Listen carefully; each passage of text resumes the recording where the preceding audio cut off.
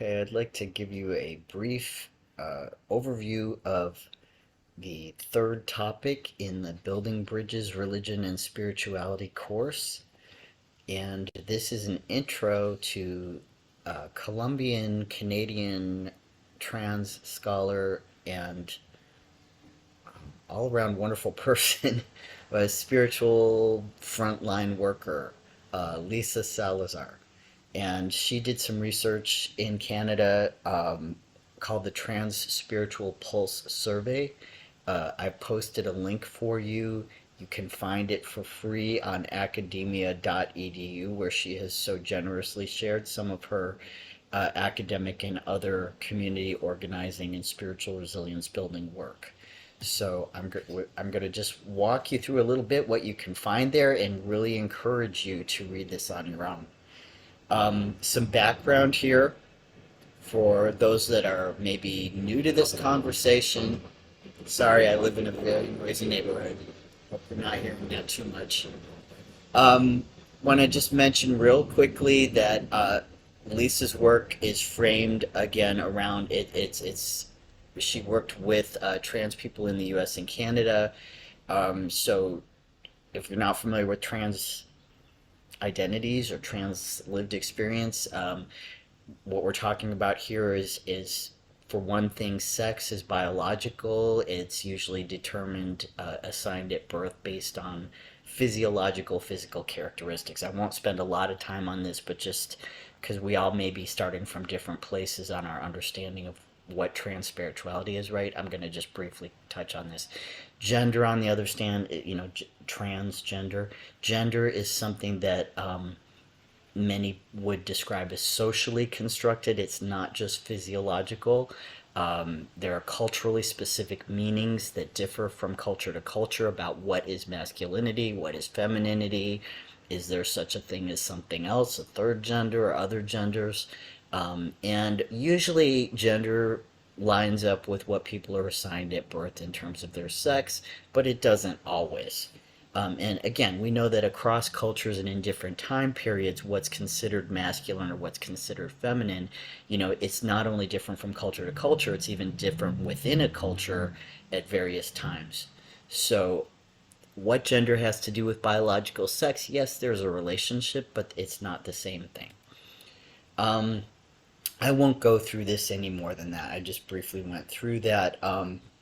Some students I've taught on this at UC Irvine, University of California, Irvine, I should say, University of Redlands, Cerritos College, School of Theology at Claremont, a lot of different places I've taught on this.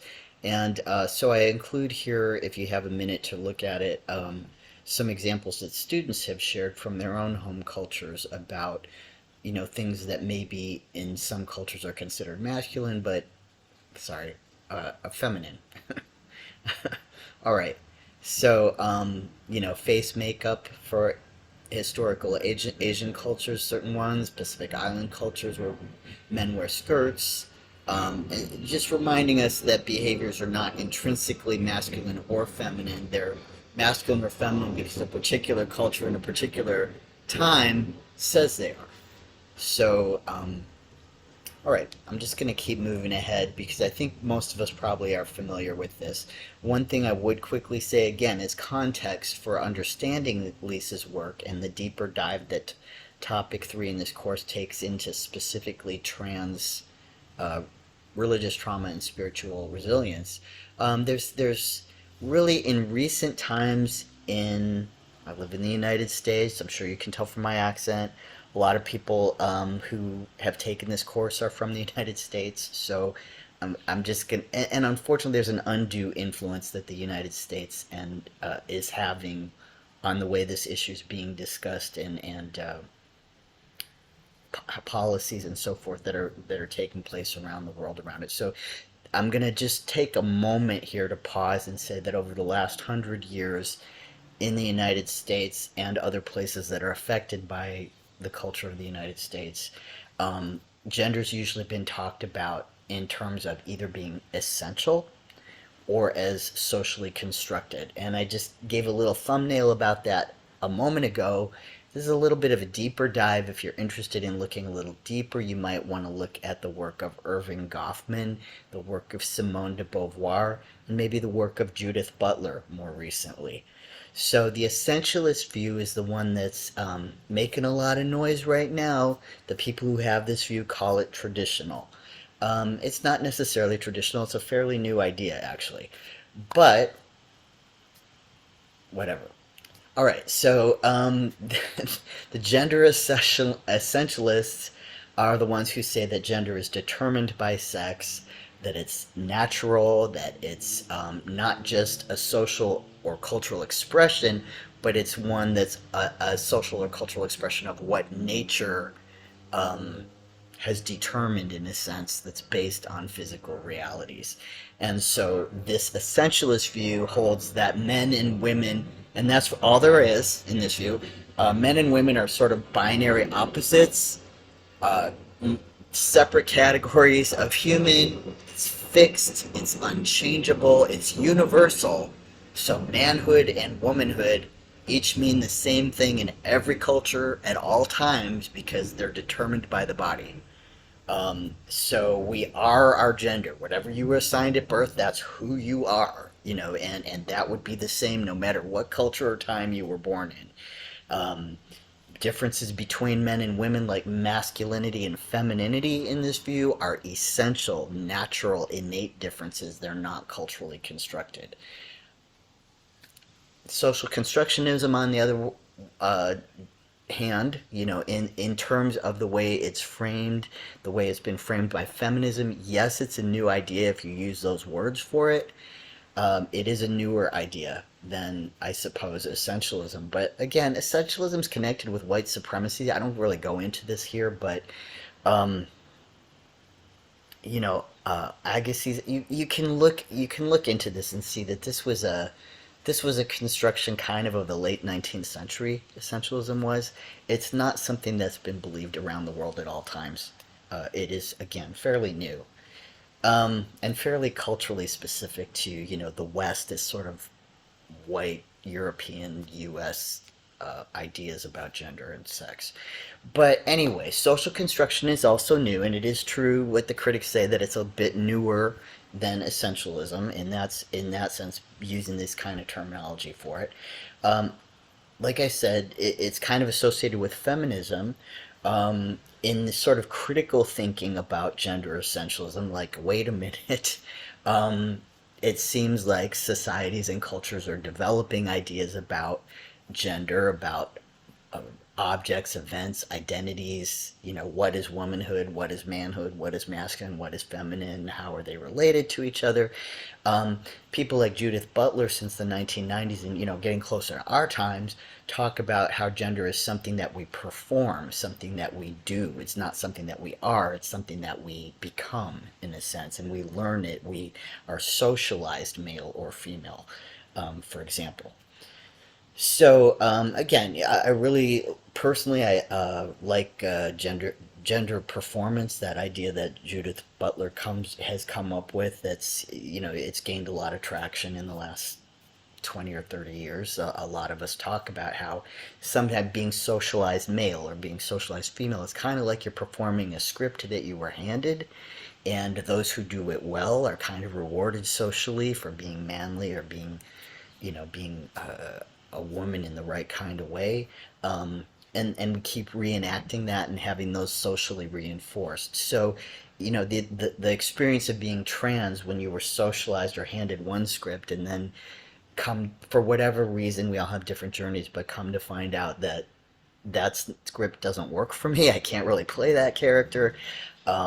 Gender performance becomes a bit of a different experience for us. So, all right, what else am I going to say here? I do want to point out again that this idea of gender essentialism, that a lot of people right now are saying this is traditional, this is the way it's always been.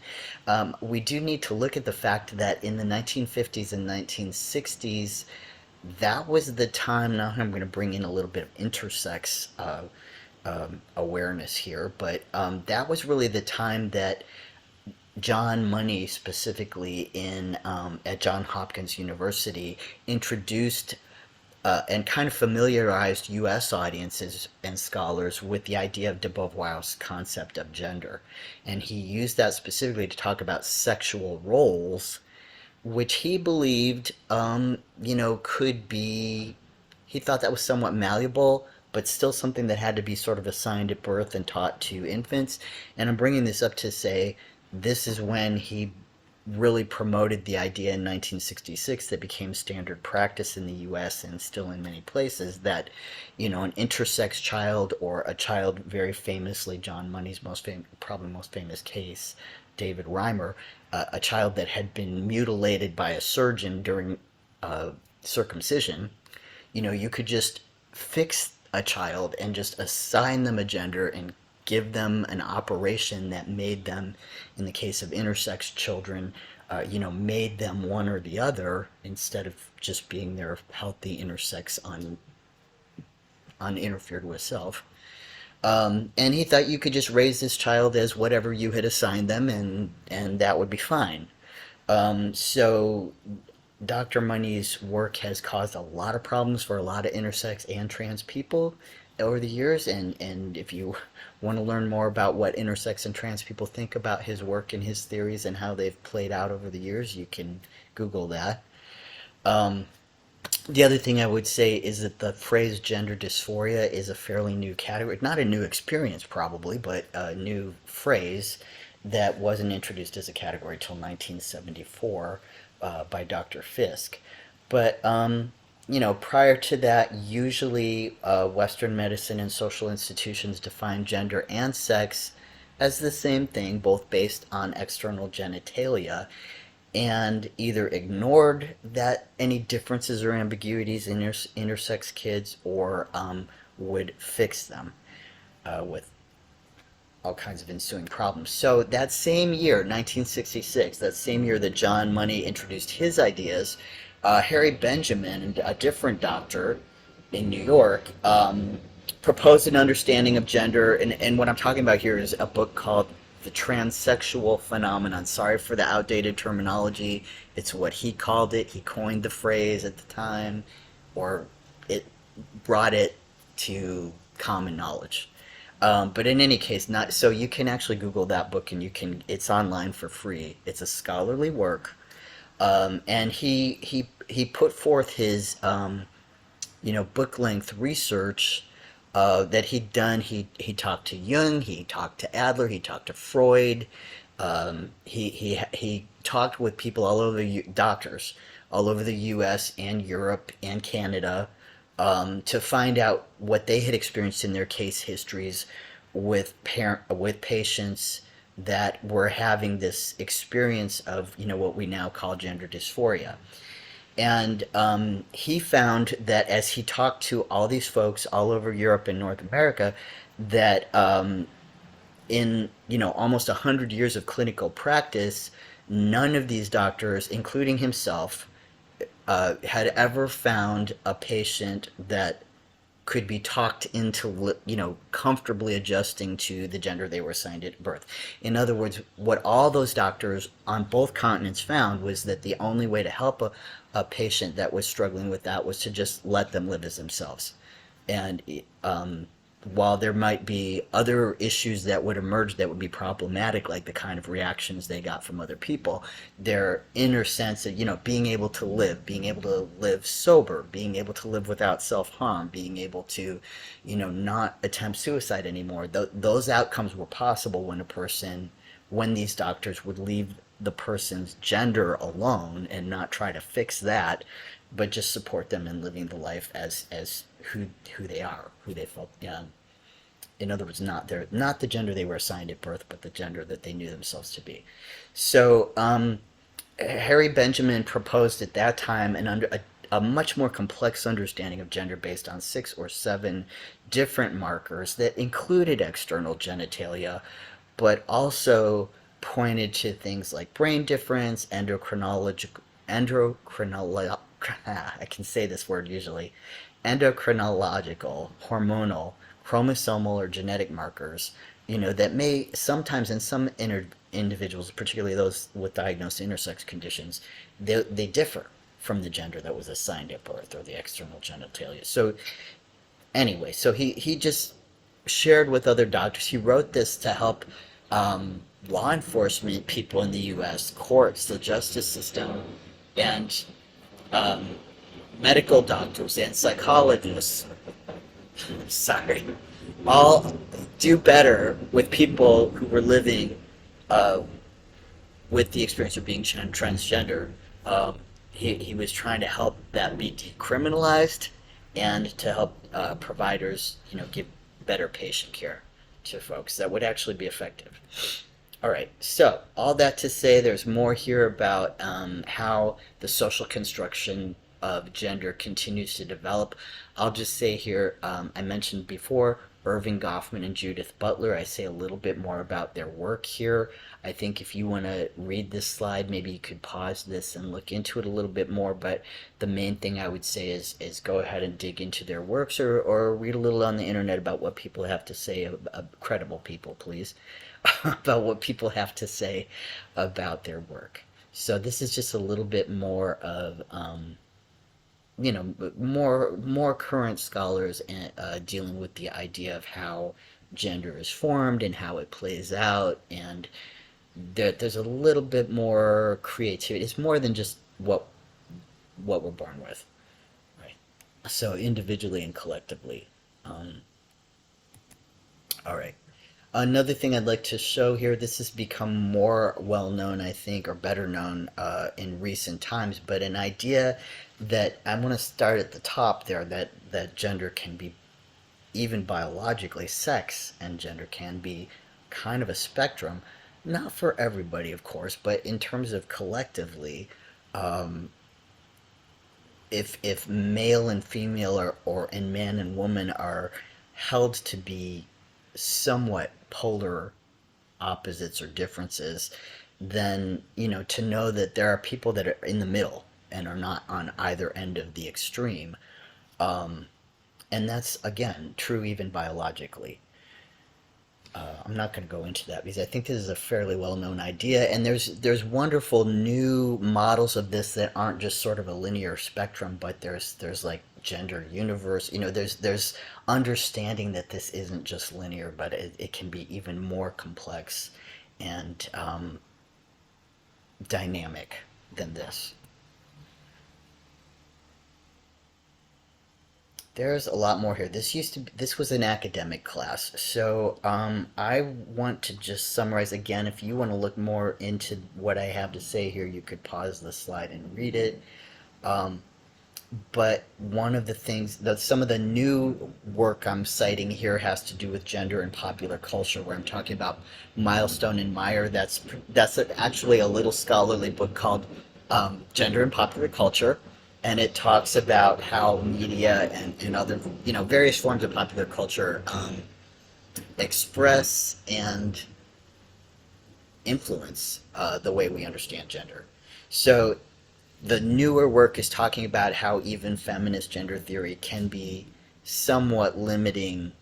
As radical as and helpful as it has been, it can sometimes be limiting in the sense of continuing to reinforce that there are only two sexes or genders, men and women, and that they're binary opposites, which seems to oversimplify the experience of, again, not everybody, maybe not most people, but some people.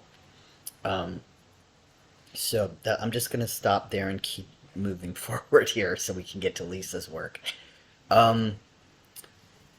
All right. Well, this is a course. I guess I'm saying now it's kind of a do-it-yourself, self-guided series of lectures online.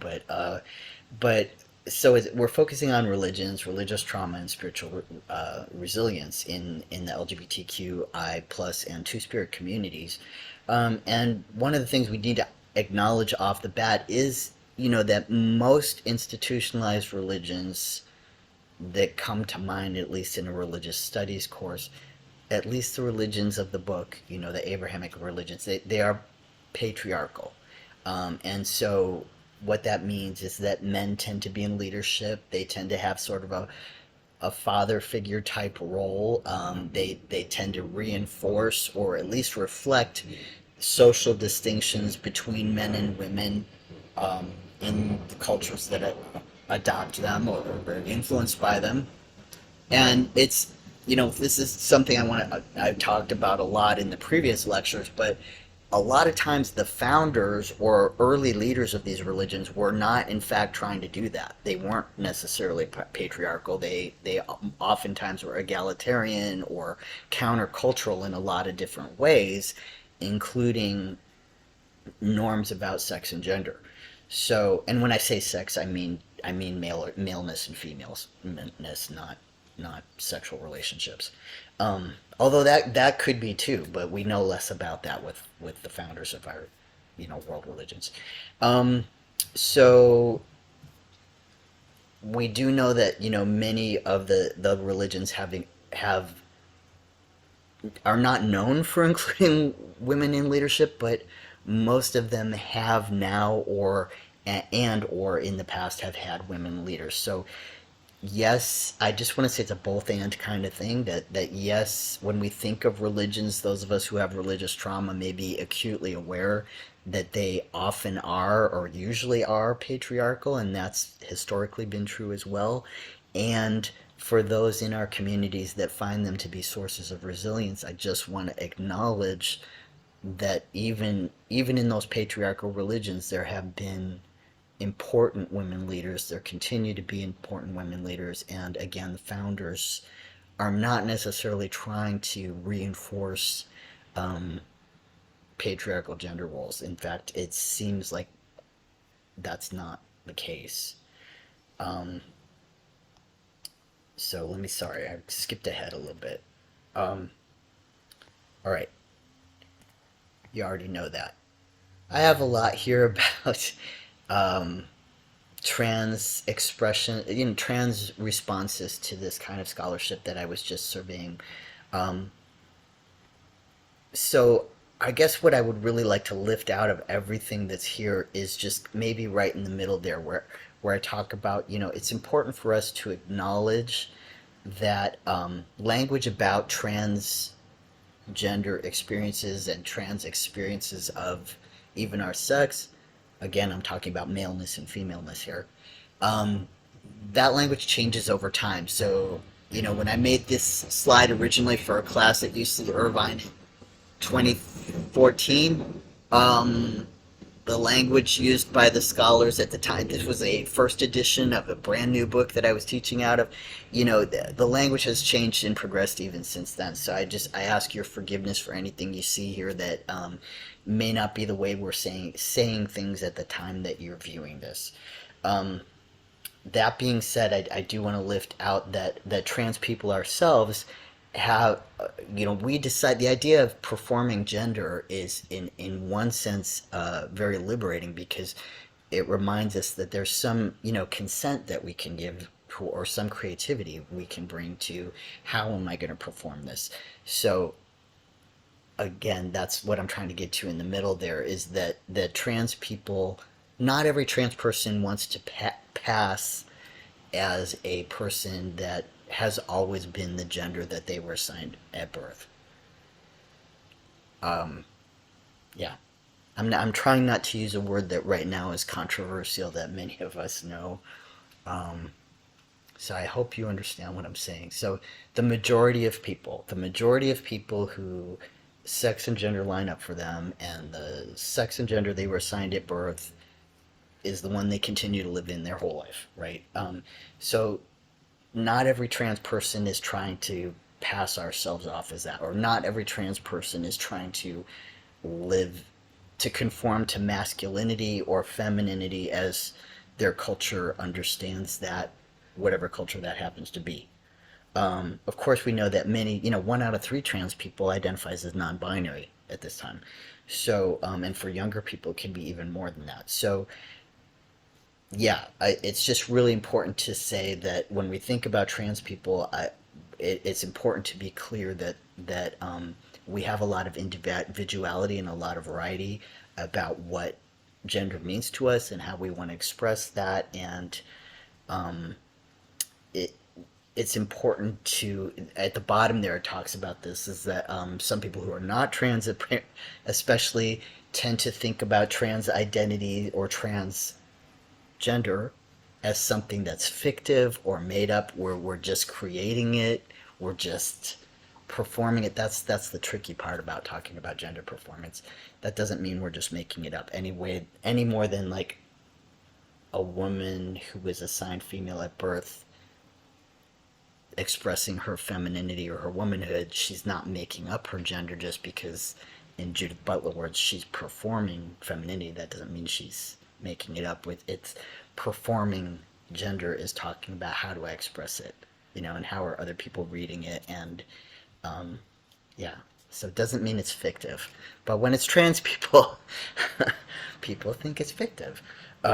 And the other thing is that, going back to what I was talking about earlier, a lot of times, whether it's healthcare providers or well-meaning allies or media, that trans experience gets interpreted as an occasion of suffering or something that needs to be fixed or treated, and not just fixed and treated to help us, as Harry Benjamin would have said, what is going to help this person, experience well-being? Like, how can we help them just be who they are and live in this world and not get harassed by law enforcement and not get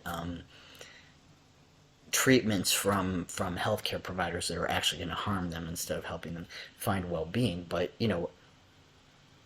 what works for them? So it's not that it's not about making a trans person more, like I use the word here, a cisgender person. It's the easiest way for me to use it. I am sorry if it offends anybody. I won't overuse it, but if someone was assigned male at birth and lives as a man, if someone was assigned female at birth and lives as a woman, if they experience their gender to be binary, that's fine, but that doesn't mean that every trans person needs to be made to fit into that exact same cookie cutter. I hope that makes sense. Is gender performative? Okay, so there's a wonderful resource that I'm digging into here by the trans journalist Kristen Williams, and you can read this free online. It's a 3-part interview. There's even some videos in it where Kristen and Judith Butler unpack this.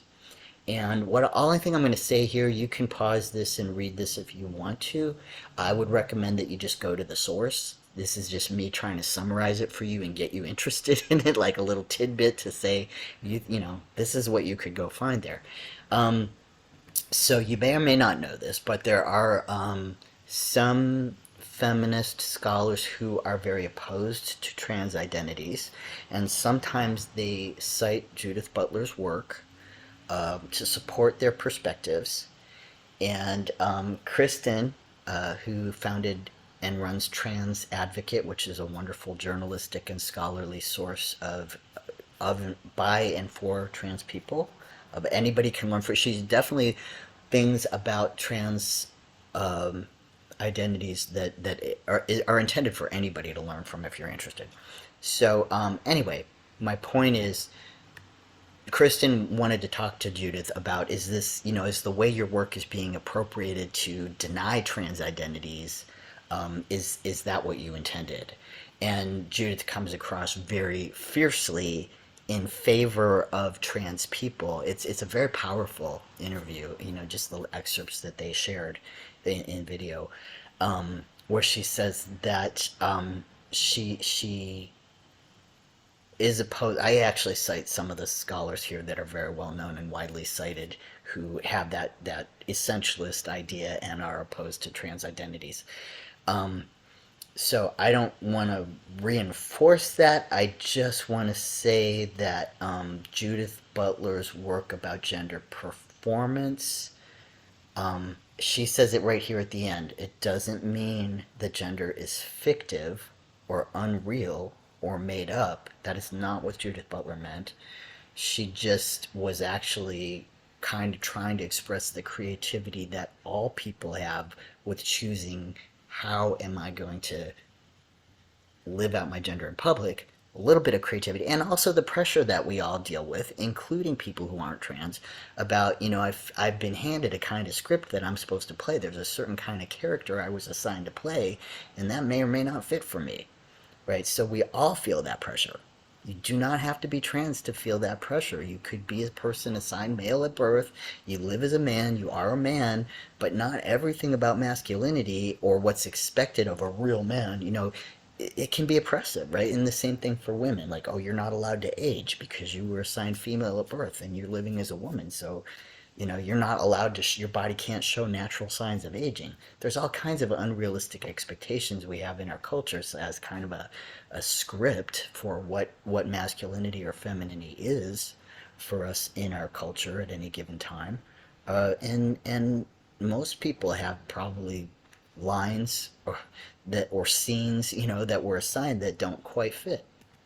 Anyway, I didn't mean to go on and on about it, but yeah, this is more of excerpts from the essay. I just wanted to really encourage you to dig into this if you're interested. And just kind of summarizing that despite the misuse of her work by people who are opposed to the existence of trans people, Judith Butler has a lot of scholarly ways of expressing support for trans people and really roots it in just humanist ethics. We're treating each other humanely, including trans people. All right. That being the case, I'm now getting into Lisa's work. Yay! That was all background to give a framework and support for what Lisa's doing. So this is a graph Lisa shared with us of the kind of explosion of mentions of these words. Gender identity is the one that is highest on the list. Transsexual, again, no, it's not the preferred term, but how often is it appearing in scholarly work and media and things like that? Transgender and another version of spelling of transsexual. Anyway, so she's showing, if you see the bottom left, how often does it appear in literature, scholarly literature, things that are cited, that you can internet search. How often is it's cited up through 1900, 1960, not often at all. And then you see as you get closer to our time, it really takes off that all of these things are being talked about and cited and studied more and more. All right, so what Lisa has to say about this is she says, I like sharing this graphic with my audiences to impress upon them that we're talking about a new medical and cultural understanding of gender identity and transgender, I wouldn't want to say that word, but being transgender. It's new science. All right, you could Google this yourself. You can't click on the live link because of the nature of this. I share this slide. If you're in the actual class, if I'm teaching this at a university, I give you the slides, but I can't really do that via YouTube. So I guess I could post this link in the, I'll do it. I'll post this link in the description. Okay. So Lisa raises some questions I'd invite you to think about. She says, when I have a specific understanding of truth and I encounter a religious practice that seems to be dehumanizing or dangerous, how can we as a community respond? In other words, when the individual and the community are in conflict. It's something that's coming up a lot right now. So let's say people that have that essentialist idea, mentioned earlier, and that's their truth. And they believe that's their religion teaches that. However, the outcome of them believing that is a religious truth is causing a lot of danger right now in public policy decisions to like young people and adults as well. Yes, a minority, but it's having real implications that are dehumanizing and dangerous, right? So her question is, how do we as a community respond to navigating that, the right of an individual to have a religious belief that they hold to be true, and balance that with what is good for us collectively as a society? Do we want to allow dehumanizing and dangerous outcomes from individual for the whole society from an individual's perception of truth, right? So it's hard. There's not an easy answer to that. So anyway, that's a question that she raised, and I actually invite you to think about it. If you have the syllabus for this course, you know that that's recommended either as a threaded discussion or as a personal reflection activity for you to dig deeper into that question and think about what your responses to that are. And we'll try to provide you with a variety of different resources that answer that question in a variety of different ways, because there doesn't seem to be one clear answer that we're all following. All right, so here I am sharing with you a lot of different readings, some different suggestions of. You could Google these since you probably can't click on the links, or I can try and post them in the description though. Anyway, these are some different resources that, again, could help you answer that. Some of them are by Lisa, some of them are recommended by Lisa. And the first one there, I'd really invite you to explore if you have never seen it before, but it's a world map that's interactive. And as you hover over different points in the map, you can click on little push pins in the map that will show you different genders other than male and female that exist in that particular culture. And you'll see that there are cultures all over the world and throughout history that have had a lot of other cultures that are, genders that are not strictly male or female. Many cultures have a third and or more genders. All right, oh, yeah, there's a little bit about Lisa's personal story here. She talks about it a lot. I'm going to link some resources from her. They're in the syllabus as well, but I would say she's got, not only is her autobiography Transparently a Good Life, but she's recently updated it. So you can find that, and she's put a lot out there for free. There are interviews with her on YouTube. There is her blog where she does a lot of writing, and she has her academia.edu page as well where you can get her scholarly works for free. So there's a lot of different ways to dig deeper into what Lisa has to say here. All right, and there's also some citations. So I guess I'll just finish with the question that I'm hoping this raises for us is, how does religion contribute sometimes, for those of us who are trans, religion can contribute to our dysphoria or our sense of unease about our gender and sex differences, especially differences from what was expected of us in our family, in our religious community. So in some ways religion can contribute to that. And then, for example, in Lisa's life and in the lives of the trans people who shared with her in the trans spirituality survey, how has religion actually helped Lisa and other trans people embrace and express who we are, even though it's a minority experience, feeling like, it's what I experience in my religion, maybe in my religious community, maybe in the sacred writings of my religion, maybe in the example of the founder or the spiritual leaders, the saints, if the bodhisattvas, whomever it may be, those people I can look back at historically, people I look at in my life now, but how did those folks and resources in my religion actually help me, give me the strength to be who I am, even though it's unusual, even though it's not what I expected, even though it's not what my family expected, even though I'm experiencing all kinds of persecution and hatred and harassment about it. For some of us in the trans community, in fact, as the last thing I want to say about this, as her Trans Spirituality Pulse survey found, for trans people, disproportionately, spirituality is a protective factor, including spiritualities that are found in religious communities for some trans people. So it's a both and kind of experience again, where it's like, yes, for many trans people, intersex people, non-binary people, a religious community or people who hold a certain kind of religious truth there may be trauma that comes from interacting with that.